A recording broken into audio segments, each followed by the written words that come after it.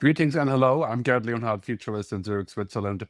I gave a talk the other day in Basel, Switzerland, on the good future and why the good future is actually doable and feasible and how we can get to it. And it wasn't recorded, so I'm going to do it again today and just add a few more things for your edification, hopefully. I hope you like it. You can leave some comments below and spread the word as you see fit. So first, I made a film on the good future in 2021. And it was filmed in Lanzarote, as you can see here, which is one of the places where I like to spend some time. And I was looking at the question, how can we actually build a good future? And what does a future actually mean? And I think today, 4 or 5 years later, there's two existential topics that are quite clear. One is climate change, which I think is solvable, which we're going to solve, which is here, which is obvious, where we have the tech and the money to fix this. So that is going somewhat in the right direction, and part, of course, what's happening with the new America. I'll talk about that in a minute. And then we have artificial general intelligence, the idea of machines that can do everything better than humans in all applicable tasks that involve economic value. And this is important because now ChatGPT and others are gearing up towards a time when a machine can have more knowledge and can be a better doctor, a better lawyer, a better judge, a better policeman, a better futurist than a human. And this is a big topic. So I think there we're not nearly as close to potential solutions. Of course, there are really no technology solutions here, but we're now moving to that future where those two things are tremendous opportunities to fix things, to do better things. AI is an amazing tool, as I use it all the time. But also, of course, AI can be a terrible master. In climate change, amazing opportunity, but yeah, right now we're struggling to make that work and turn that into an opportunity. So if you're looking at this chart, it clearly shows what's happening is that everything that's around us that is an opportunity and that looked good 30 years ago is now becoming a challenge. So that is the AI arms race, the misinformation, the climate emergency, all of the risk, and of course all of the other scenarios that are going on in science and technology are going from worse to worse, and political nightmares, geopolitical changes, and wars. So no wonder a lot of people think of the future as this, right? The future is lousy, it's burning, it's terrible, it won't be any good. And many people in Europe, especially young people, are saying the future is just not going to be good enough for me to have kids. So 71% of Europeans around 30 are saying that they won't have kids. The future is terrible.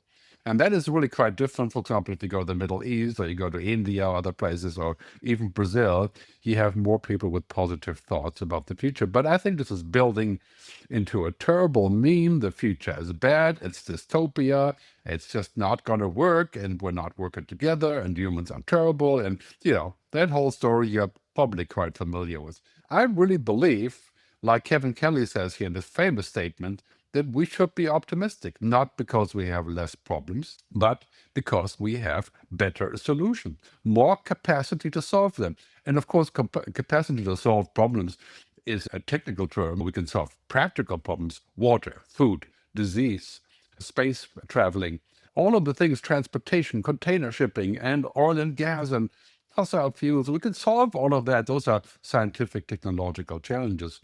But here's the thing. We also need to figure out how to have the right approach to solving it, to use our telos, our wisdom, to collaborate, to actually get on the same page as to what we want. This will be the hard part, not the part of trying to figure out how to solve it, but what do we want to be and what do we want to have? This, of course, the major topic between those two different terms of utopia, which is a really Hollywood scenario, and dystopia, which is even more Hollywood, Nollywood, Netflix scenario. Almost every film you see about the future is about dystopia. How bad is the future? How bad is the world? How bad are people? How is it going to end badly? 98%, from the social dilemma to transcendence to, of course, Black Mirror. Yeah, it's dystopia. Kevin Kelly suggests, and I think that was 15 years ago, I love the word Protopia. And that is a future that gets better step by painful step. And that is what I'm working on, is to help create that Protopia, to describe what it is. I think this is a very good approach. It's not going to be a miracle utopia all of a sudden if Turing a Star Trek economy or anything like this. It's not going to be warp drive into the good future. It will be a gradual step-by-step approach into the future, and exponential change is happening. And that's also something that we have to keep in mind. Exponential means, yeah, we just can't comprehend it, because when you double 0.01, you get 0.02. That's nothing. But when you double further up the curve, 4, 8, 16, 32, 64, you are going to fantastic territory very quickly. So 6 technologies, not just AI, coming all together to create this exponential change in the future. AI, quantum computing, nuclear fusion, genetic engineering, genome editing, and geoengineering. Those are all great opportunities to fix the issues that we have, but they have to be governed, and they are exploding, all of them. And it's not just like only AI will confer upon you global governance and global ruling, as Americans and Chinese efforts are evidencing. There are also other things that will move in the same direction: quantum computing, nuclear fusion. These are all like technological scientific arms races that will give you a substantial advantage if you are the leader. And the same goes for genome editing, CRISPR-Cas9, geoengineering, and so on. It could be heaven or it could be hell. It could be amazing if it all works, because we can solve 90% of our practical problems. It could be heaven, but it could also be hell if we, in the process of solving our problems, create a myriad of new problems. Like we use AI to make the world smarter, but we have the perfect surveillance machine. We use quantum computing to solve computing problems where we have a security nightmare. We use nuclear fusion to create unlimited energy, but also create powerful new nuclear bombs. So we need governance. We need collaboration. We need a new instrument of collaboration. We need to think about what that means. How can we keep the future positive, not pouring out the baby with the bathwater and say essentially, well, in that case, we can't have AI. That's not going to work, because technology is here, it's progressing. We need to govern it. We need to put it into the right context. And let me put this clearly, this is super important, because the next 10 years will bring more change than the previous 100 years. This is not hyperbole. You're looking at the geopolitical revolution that's going from a monolithic, unipolar world that was all about American dominance, the Pax Americana, after the fall of the Soviet Union, the last 30 years, really. And now it's like a multipolar world. God knows what the Americans will be doing next, but there's Europe, there's Africa, there's China, there's India, there's Brazil, and there's the Middle East. Those are all becoming their own poles, their own power spheres, and let's see what happens to America there. The digital revolution is primarily about anything to do with changing how things work, like thinking machines, synthetic biology, new kinds of energy, substitutions of minerals, truly mind-boggling synthetic biology, genome editing. This is going to be just amazing. That is the key to solving our practical problems. It will not solve our cultural, political, social problems. The next one, of course, sustainability revolution. Everything is going green. Everything must go green, must go circular, must go sustainable. Not just because we need that for our environment. It's also because it's now becoming possible. The ticket is that we have all the technology, almost 90% of it. Okay, we're going to need lots of money. Some people are estimating 14 trillion euros per year in investment, but we can find the money because we're spending $6.7 trillion per year on the global economy of subsidizing fossil fuels. So we just make a tiny shift here. Just kidding. Big challenge, but doable. The last one is the purpose revolution. It is no longer the baby boomers and people my age who are going to run this effort of orchestrating that future. It's the younger people, the millennials, Gen Y, roughly 25 to 50. That's a pretty big ballpark there. But they're coming in, the women are coming in, the minorities are coming in, and this is happening regardless of what Donald Trump wants and what America talks about in regards to equity and diversity. This is happening on a global level, moving towards people, planet, purpose, peace, and prosperity. Those are the new paradigms of the younger generation, and this is coming. It's slow in coming, it's being delayed, it's being hammered. I'll talk about that in a second, but this is where things are going. These shifts are defining our future. So geopolitical, digital, sustainable, purpose, and humanity, in, of course, those 5 Ps that I'll talk about a little bit later. Now we have, of course, movement against the 5 Ps, people, planet, purpose, peace, and prosperity. The antidote to the good future is the bad future, taking you back to the past And this is not a good development. And this is going to be causing people to imitate this momentum towards the past. So rather than going it together, you go alone. With artificial intelligence, the US is going sci-fi, like starting a Manhattan project for AI, rather than going towards the green future, going back to the dirty past. That is an aberration beyond explanation. And purpose, now that purpose is not something we want. The purpose is money. The purpose is power. The purpose is dominance. The purpose is ruling. So that is going deaf towards the young generation. I can't figure out why anybody in that age would actually vote for this kind of thing. But really what's happening, this is the inevitable course of the future. The millennials are coming in, the dramatic changes, the technological disruption. We're going towards a global technology collaboration, working together to make our planet better, to make ourselves better, to use better tools, sustainable fuels, sustainable food, zero carbon energy. That is 2050. We're going to get to that moment one way or the other. That, of course, is based on this assumption that we're finally going to be able to leave behind this obsession, the Milton Friedman obsession from the 70s, for crying out loud, just profit and growth. That will kill us. And I think, I'm not alone in my generation talking about this, and this is how we grew up, right? We just prosper and we grow. Growth isn't everything. I mean, a degrowth strategy wouldn't work for humans because we grow by nature. We grow in age, we grow families, we generate CO2. But we need to figure out what to do about a sustainable growth. People, planet, purpose, peace, and prosperity. That's the mantra. That's the mantra of my work. And I've recently launched it from the 4 Ps to the 5, so that includes peace in the light of discussion about nuclear rearmament and so on. The bottom line, those 5 Ps, not just 1 P. That is the future that we're moving towards. And to me, it helps to look at the false narrative that some people have about the future, telling us things that just aren't so, because it fits their agenda. The first false narrative really is that humans are ultimately bad. And that has been discussed so many times. The reason that we have all these troubles is because in the end, we can't get anything good done. We don't have good attention. We're stuck in the Stone Age. We're just not worthy. All that kind of philosophy. Rutger Bregman talked about this a lot in his book, Humankind, and also in his latest book. Rutger is a Dutch philosopher and author and writer. So here's a short quote as to what he says. Veneer theory. The idea here is that our civilization is only a thin veneer, only a thin layer, and that below that veneer, real, raw human nature resides. And that when something happens, humans reveal who they really are, just selfish. We are beasts. May even be monsters. But the central dogma of our current capitalist system is that people are selfish. So this veneer theory, it comes back again and again in our history. And I think the only problem with it is that it's simply wrong. That is just so crucial. We're actually good collaborators. We're not evil. There are evil humans, of course, but overall, we actually have more of the survival of the friendliest, as he calls it, not just the survival of the strongest. And so this is a hard thing to get your head around, but I think it's so important that, yes, we can totally collaborate, but we need to have a reason. And the reason usually is trouble. Pain and love. That is the reason that humans move. And this is what's happening today. We have to believe that humans can do good things. Otherwise, what's the point?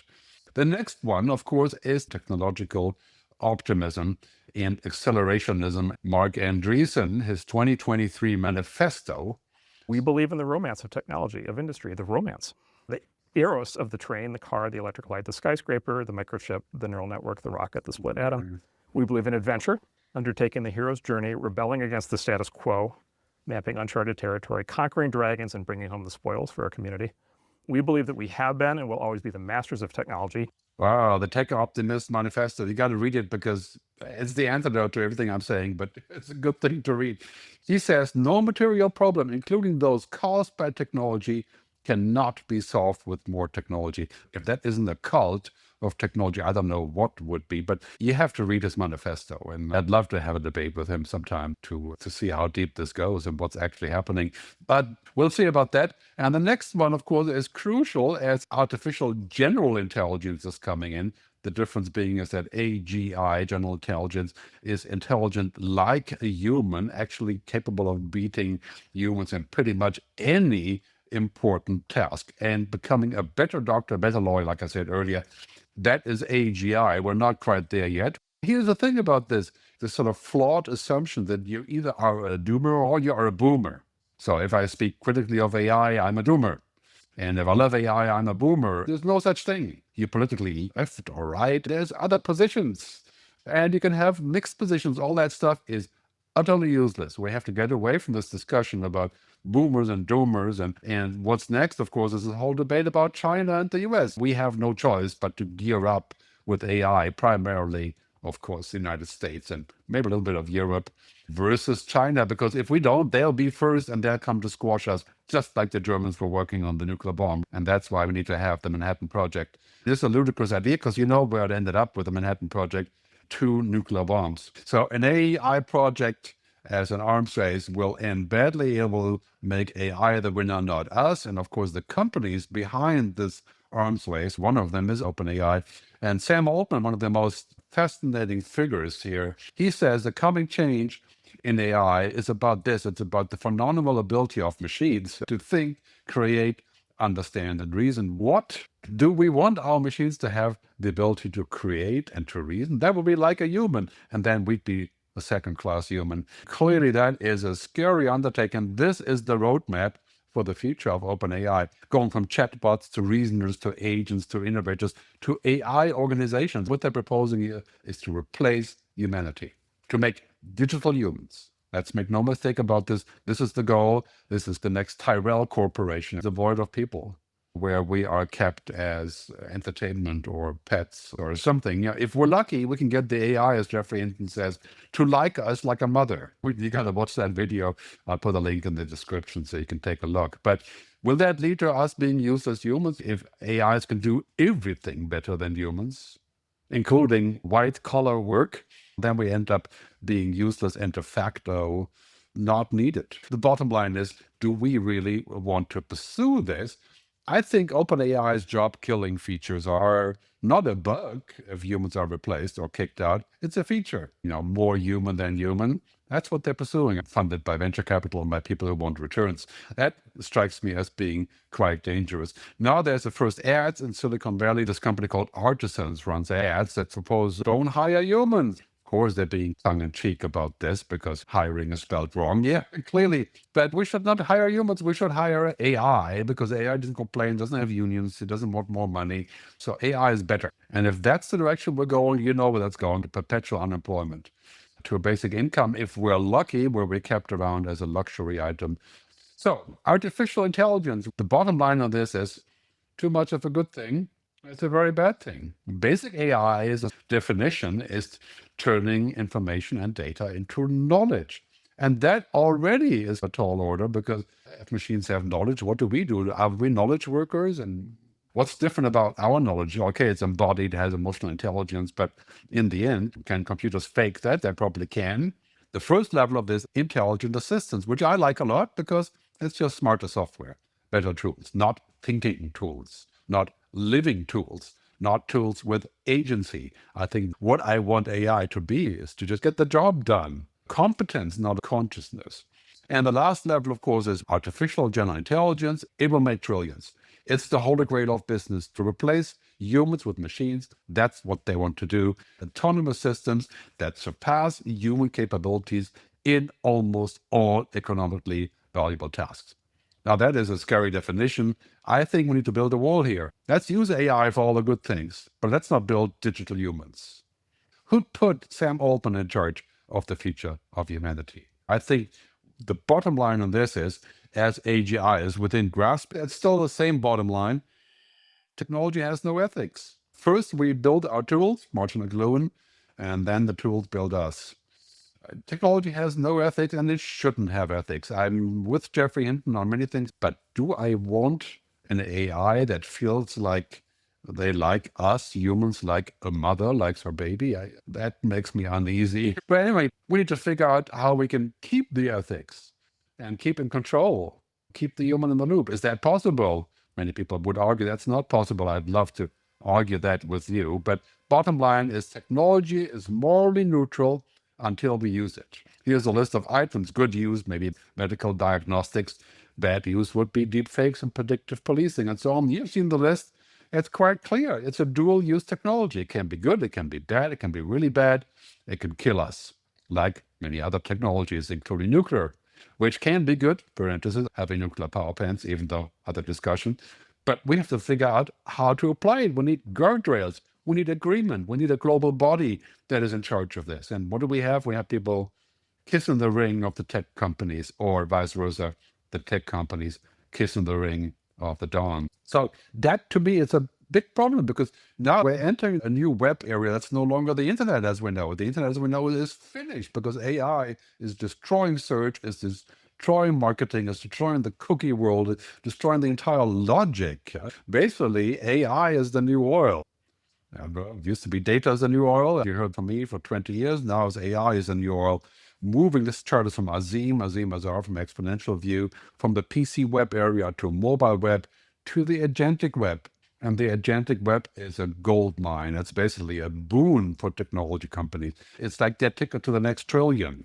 And I think there's many good things here, but we can't just say, okay, I'm going to give all my information, my Google Drive, my Gmail, my chats, my everything to the AI so that the AI can buy a damn ticket for me. That strikes me as utterly dangerous. The chart here shows trillions are going into AI from the tech companies. But what is going into human intelligence? What is going into collaboration? Like less than 1% of the money, probably 0.1%. We need to invest equally here into what keeps us human, and that is the issue. This graph here I've been using for 10 years, from magic technology to manic technology. That means that we're getting obsessed with it, like Instagram, to toxic. And AI has great potential to be toxic, poisoning our human relationships, poisoning our brain to get lazy, poisoning us to think that we can just cut and paste and let something else, not someone else, something else make decisions and just go with it. That is not a good idea. Think about that for a second. If I outsource my cognitive activities and I do this sort of cognitive outsourcing, what do I end up with? I end up being utterly useless. And this is not a Luddite discussion. This is an informed discussion about how we can get the best out of technology, not how we can stop it. Too much of a good thing is a very bad thing. Cory Doctorow, science fiction writer, great speaker, and overall asset to humanity. He wrote about Enshittification. It's a great article in Wired magazine about the Enshittification of the internet, riffing off Cory. We may end up with a completely shittified internet if we let AI proceed to do anything that tech companies think is good without having a human interface, having the human in the loop, keeping the human in control, keeping human values. So I'm all for cognification, making us smarter and enhancing ourselves. I think that is good, sometimes potentially difficult for our minds. I'm also mostly for augmentation. So if you want to augment yourself and speak more languages and translate and be faster, that's what I do with many things. Also in the physical sense, you may have to augment if you have an accident, or augment your body, or take a pill, or okay, we can discuss that. But the last one, where technology fills us up and it takes over and we cannot exist without it, that's called dehumanization. And that's basically the end game for us. Because when we do that, we become a commodity, we become a second-rate intelligence, we become the species that is tolerated. We need to draw a bar here and say, we don't want this, no matter how much money it makes. And also in between cognification and augmentation and virtualization, we need to have a thin line that says this should be okay and that should not be okay. We have to agree on the standards. We have to get together and figure out what exactly does it mean. AI can make a fantastic tool, a great asset that I use all the time. It will make a lousy companion that is a yay-sayer, that just gives me all that good feedback I want to hear, will never say anything bad. And an AI therapist, I think, is the worst choice you can make, even if it's free. Even if you get paid to use it, AI would make a lousy companion. And of course, it would make a terrible master, because it does not understand real life. It's misaligned with our purpose, which is human agency, consciousness, feelings, emotions, compassion, empathy. All the weird things that make us human. That is just so essential that we keep this. So as work is going digital, this is inevitable. Everything that's commodity work, routine work, computers will take over. Machines will take over. Humanoid robots will take over. Robotics is one of the biggest opportunities in manufacturing, and this is happening today. So routine is essentially done by machines. And this fundamental societal shift that we have to capture from humans doing routines to machines doing routines. That isn't necessarily a bad thing, because the end of routine does not mean the end of human work. And if it means a reduction of human work, maybe we can make the same money, but work less. Is that possible? I think it is, but in the current economic system, no. We'd be asked to work more to replace all the other people. So instead of 10 people working, it'll be one working using AI. That's also not good. So we got to think about where that is going. However, that is inevitable, as machines can now drive mostly. They can fly an airplane, even though we do have a pilot. This visualization from Techno-optimism. First, we have the farmer on the field, and then the tractor comes, and the farmer gets better and faster, makes more money maybe. And then the tractor gets AI controlled by smart software and the Internet of Things. And then all of a sudden, everything is AI. And that changes everything. And how far do we go with this? Agriculture used to be 90% of human labor 100 years ago or so, 150 maybe, and now it's 2%. But we are probably better off. So we need to think about this.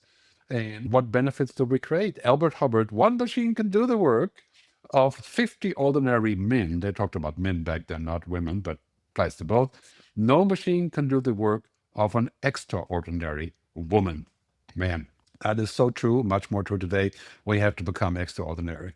And that we need some room for. We need to get better skills, better education, better funding to be extraordinary, to let the machines do the routine without being faded out and without being replaced and without being subjugated to machines. This is the important conversation. I mean, we have this pyramid since the industrial society. We have intellectual knowledge, data, and information. But now machines are coming in and taking over that lower knowledge part. Machines can have knowledge, and we use them as tools to get the knowledge. That is going to be just a fundamentally large change. And so we have to move up this pyramid, and we have to groom our deeper knowledge, our understanding, our tacit knowledge, our wisdom, our purpose, our human agency, our consciousness, our spirituality. We have to develop it. We need time for this, what I call the future mindset. And we need to train our young people and ourselves to get better here, not just to compete with the machines on IQ. You are not going to compete with the machine on knowledge. As soon as it gets a little bit better in context, we're done. So we will still need our own, of course, to be independent. And the most important thing will be to ask questions, not just to recite the machine. So the good feature or the bad feature, and we have to start making those choices.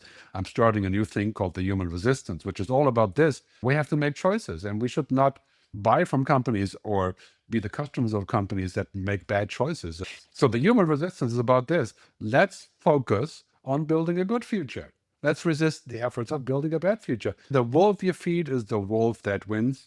American Cherokee saying. Let's feed the right wolf. Let's make sure we get the things that we want in digital, in the environment, in people, planet, purpose, prosperity. And this is the biggest thing about politics today. Many people discuss this about whether my position is socialist or whatever. This is ridiculous, because left or right or populist or socialist or capitalist or communist or whatever doesn't matter anymore. The only thing that matters is, are you going to create a good future or a bad future? That is the question. And democratic issues are abundant here. Democracy to me is the key for all of this, but it's going to have to change with that as well, because we're going to need a global consensus. We're going to need a global governance on this, global consciousness. That is a subject for another video that I won't bore you with today. But let's start resisting. Let's resist the AI slog machines. Let's not just copy and paste and put it up. I've tried many times to figure out how that works. You've seen it on my YouTube channel. But there is no effortlessness. We can't just sit here and say that we're going to not spend the effort. It took me 10,000 hours, I used to be a musician, to be a guitar player. But you can't just do 10 minutes on the iPad and then say it's the same thing. It's not. And it creates a world of fake laziness. It's simulated. It's a reductionism. We don't want this. We don't want the creeping dehumanization, because it makes money for those doing the dehumanizing. And in contrast, we have to keep things, and we have to also develop them and put money into them. Real media, public media. What's happening with PBS in the US is unbelievably stupid. I hope yours does not go down that path. And we need to develop our own thinking and keep our own thinking, our efforts, our empathy, our compassion, making mistakes, keep the humans in the loop. And we need to push and vote for the right leaders. So this is an effort that we have to make to resist this temptation of going numb and being replaced by machines that do our thinking, our liking, and our loving even. Right? Resist the cognitive outsourcing, this abdication. Oh yeah, my agent will take care of this. Yeah. No, it won't, because it does not know who you really are and what you really want. It doesn't care about values. It has no ethics. It has no understanding. It has no context. It has no compassion, and it does not care. That is the reality of no matter how fancy and sophisticated our AI is going to become. So when we think about the future, let's work on our future mindset. Many videos that I have on YouTube are on this topic. Our mindset contains our future. That's Barbara Marx Hubbard, famous futurist, who said this. It contains our future because the way that we think about the future determines what we do, and what we do determines what we are. Let's think positively about the future, about the things that we can do.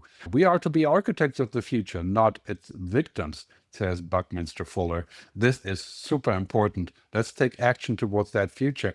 Rutger Bregman quotes here Bertrand Russell, who said, it's not a finished utopia that we ought to build or desire, but a world where imagination and hope are alive. This is what I'm talking about. It's desirable to have a world of hope and imagination. It's not desirable to have a world of darkness.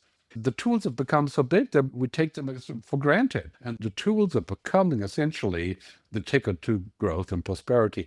But what about the things that we need? The things like purpose, asking why, and understanding where we are going, and what I call the telos, right, the destination. This is a very important philosophical question. Where do we go? What is the goal? What do we want to be when we have AI and genome editing and all these things that we hope to have in the next 2 decades? What is the goal? To live forever? And what exactly are we trying to achieve here? And we'll have to agree on what that is, at least in broad strokes. Great quote from Yuval Noah Harari. How can humanity flourish in the era of AI? The answer is simple. Together, humans can control AI. But if we fight one another, AI will control us. Therefore, we should build more trust between humans before we develop truly super intelligent AI agents. Very powerful. I couldn't have said it better myself. We need to have the trust before we develop the super tools. And right now we don't have that trust. We need to put money into trust and redo our international organizations. We have a choice, collective action or collective suicide. It is in our hands. Thank you. Antonio Guterres, of course, talking about climate change, but this applies very well to AI. Either we work together or we don't exist. We fade away in history. And this is such an important realization that we need to have this, no matter what the right destination for that organization is. We must invest, as I said earlier, as much in humanity as we invest in technology. This scenario is scary because all the things that make us humans, emotions and storytelling, imagination, ethics, empathy, they're being faded away for the sake of efficiency. And this is something we have to think about. What is Europe's position in this? This is, of course, a bit of a joke here, this description of America being about money, Europe about humans, and China about the state and technology and the superbrain. I think we need to take the lead in Europe. We need to bring out the courage, and it's time that Europe steps up and says, no, we're not going to do this. We don't agree on this approach. And to stand up and say, this is what we want. We're big enough to do that, to bring us towards those 4 revolutions and not to kiss the ring, to create and to focus on the United States of Europe. That's where we are going.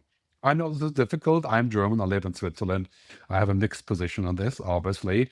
But being European, I think that is the core of our future plan. And that's something we need to fill with life. 2030, that's the deadline. We're going to do it by then. I think we will. So let me summarize and give you some bottom lines. We're entering the fork in the road moment, where it's about solving those problems, where it's about controlling technology. It's a fork in the road moment, and it'll be done by the Gen Y, by the millennials. From fear to agency. Let's step away from fear. And I'm so worried about the future, and I just want to sit on the beach and drink beer. We are wired to collaborate. We're wired to work together. We're wired to be friendly. But we need a good future narrative, a better narrative. We need to take the narrative back. We need urgency and reason to come together. And the narrative can't be about all the great things that we can do if we pay $30. We can turn our lives into a machine-controlled environment. Yes, we can. Now, we've done the impossible before, many times. Nuclear proliferation treaties, the ozone treaty, the Montreal Agreement. many others on human genome editing. We have the capacity to do this. We just have to find a good reason. Let's create some reasons and solve these problems together. We must reclaim the narrative of the future. Let's not leave that to the tech companies. Let's not leave it to the new Americans. Let's not leave it to Silicon Valley. The narrative of the future is a human narrative supported by technology. It's not a technology narrative with humans being the bystanders. It's a whole different story. And this is also why we have to reboot the United Nations. The great work that it has done over the years, and now it's become a difficult place to be. We have to redo the United Nations to become a true global consciousness leader and give it more power to actually get things done. That is a very big mission. I'm happy to help. So it's not technology or science that's the problem. It's not the tools, it's how we use them and what the rules are and how we agree to create something positive with it, how to create the guidelines. And let's also keep in mind the context of all of this. If we don't change the economic logic, if we are looking for profit and growth at all costs, go ahead, then we're finished by 2050. We need to redo the economic logic from the 1P, the profit, to the 5Ps. That is ultimately the new capitalism, the sustainable capitalism, whatever you want to call it, a new economic logic that has been discussed in many ways, from Piketty to many others, about how we can do that and how we can create a new economy. And before lastly, cultivate your future mindset. Let's spend 45 minutes per day in the future. Again, Barbara Marx Hubbard, she says, the future exists first in imagination, then in will, the desire, and then in reality, not the other way around. The future cannot be observed and copied. It has to be created. And lastly, the future is not coming at us, like many people keep telling me, we can't do anything. No, it's not like that. The future is coming through us and by us. It's important to remember we have the power to shape the future. So I want to thank you for your time and your attention. You can leave comments below. I will make this a live stream so we can have a little bit of a chat. Thanks very much for tuning in, and see you in the good future.